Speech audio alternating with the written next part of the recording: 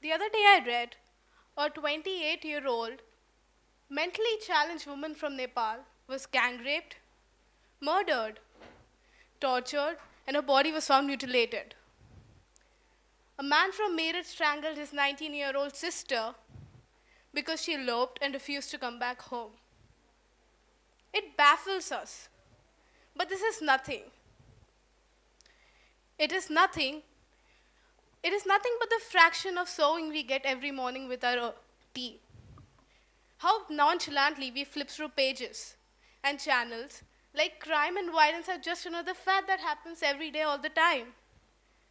You know, we as human beings take pride in being the superior species.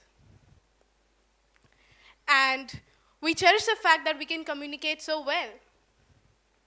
But do we realize our communicative skills are no less than the barking of a dog and the purring of a cat?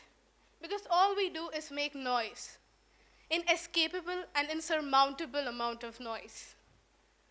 Today, I'm going to talk about the futility of this noise, how we comfort ourselves behind the blinds of apathy, how we act for the sake of acting, and how we sleep complacent, turning a deaf ear to all those diurnal cries of a woman next door, of those innumerable victims who are lost, who are unseen on those colored televisions and black and white newspapers. Sorry, this thing is a bit... I need the first slide.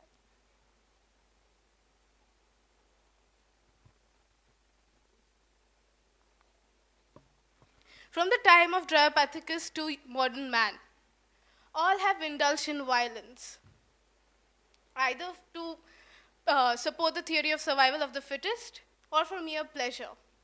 Women were raped even then, but early human ancestors either dismissed or executed in response to such behavior. But no one bothered to question the cause of the violence. If you look a little closer, even in the post-colonial India, violence was explicitly prevalent. Innocent children and men were burnt on streets. Mass outrages and riots were an everyday thing. Women were raped and men very often castrated. Elderly were shot, children and women were stabbed. The human race was walking towards brutality. People still didn't bother to acknowledge that. Not a single person could speak up about that because they feared the same fate. They behaved like they were oblivious to all the pandemonium.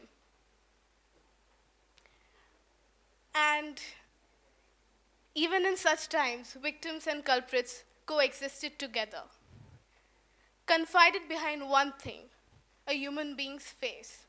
So I question, what part of evolution do we actually boast about? There was a time where we were so nonchalant that we couldn't bother to listen to the sobs of the woman next door. We couldn't see that she was being beaten up. We couldn't care less about the man who was being burnt across the street. We didn't act to save the guy who was being dragged around the city for no definite reason. We had become oblivious to everything but ourselves. The violence that followed Indira Gandhi's announcement of emergency and her subsequent demise seemed like the peak of inhumanity. But I ask you today, do you think, was it?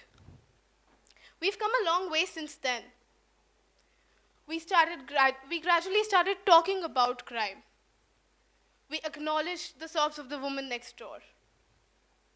We stopped shying away from giving our opinions.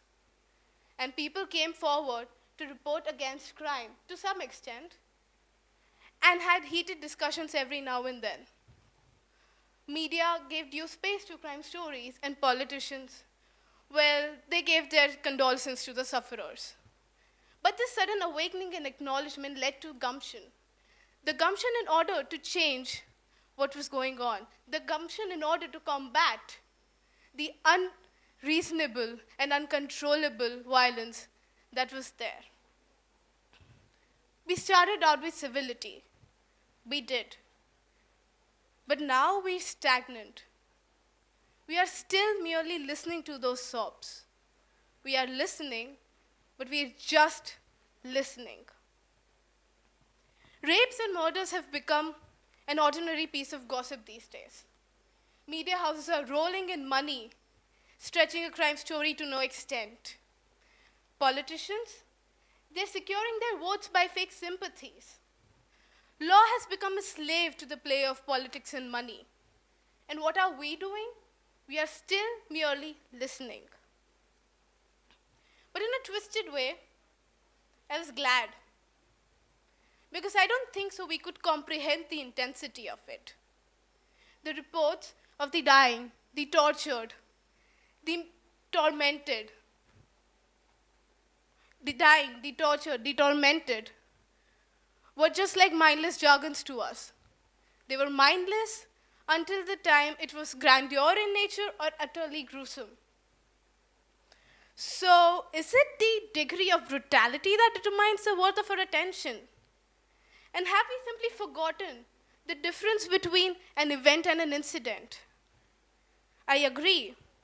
Statistics are like endless numbers to us. But our nonchalance doesn't make sense whatsoever. Rape cases that do not involve an influential person, a corporate house, or an iron rod, as a matter of fact, doesn't make sense to us. Those cases of hit and run who do not have people who are influential, rich daddy's brats, or a celebrity do not interest us. Abduction, if not of a businessman's son, who's even going to bother to cover it? It's funny how we've taken crime as a piece of entertainment. How we look for something new, something interesting to hold our interest.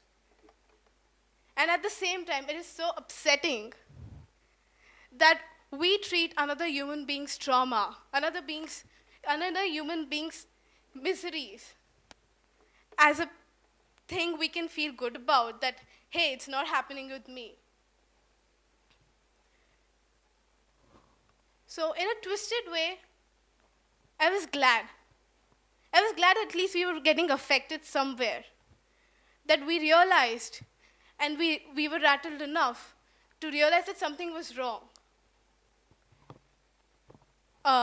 Something was wrong. I'd rather say something really was wrong. And just for the sake of living up to the social expectations, we bowed down and pretended to empathize. But then I wondered, how persistent was this proactive sentiment really? How far was this going to take us? And then I saw the pattern. And how its nature was so temporary. How the realization lasted for a few days and then went away. And then it made me question, how far are we going to go with a realization so temperamental? And how are we going to live with such temporary upsurges of social compassion? It is high time now. We need to open our eyes and minds. We need to open our eyes and minds to see what is there. To look through those shenanigans and those lies presented to us. We need laws. We need concrete laws. And we need revised laws that allow us to have equity and equality. We need to get through. We need to stop mavering. I'm nervous.